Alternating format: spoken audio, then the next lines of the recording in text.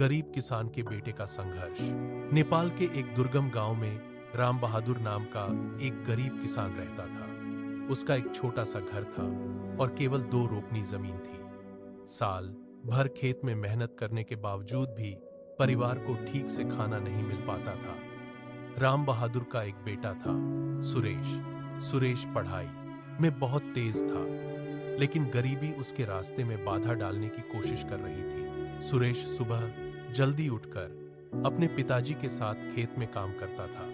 उसके बाद पुराना झोला लेकर 3 घंटे दूर विद्यालय जाता था।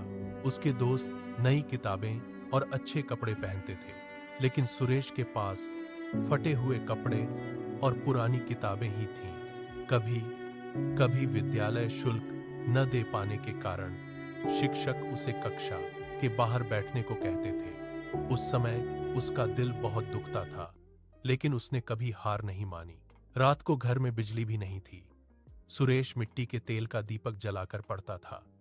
कभी कभी दीपक का तेल खत्म हो जाता था, तब वह सड़क की बत्ती के नीचे बैठकर पढ़ता था। गांव के कुछ लोग गरीब का बेटा पढ़कर क्या करेगा कहकर उसे चिढ़ाते थे, लेकिन सुरेश का सपना बड़ा था। उसने पढ़कर परिवार की स्थिति बदलने का दृढ़ निश्चय किया था। एक दिन उसके बाबू बीमार पड़े।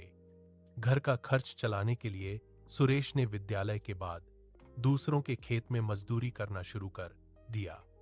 थकान होने के बावजूद भी उसने पढ़ाई नहीं छोड़ी। उसकी मेहनत और लगन देखकर विद्यालय के शिक्षकों ने सहयोग करना शुरू कर दिया। किसी ने किताब दी, किसी ने शुल्क भर दिया। समय बीतता गया। सुरेश ने एसआई परीक्षा में उत्कृष्ट परिणाम प्राप्त किया।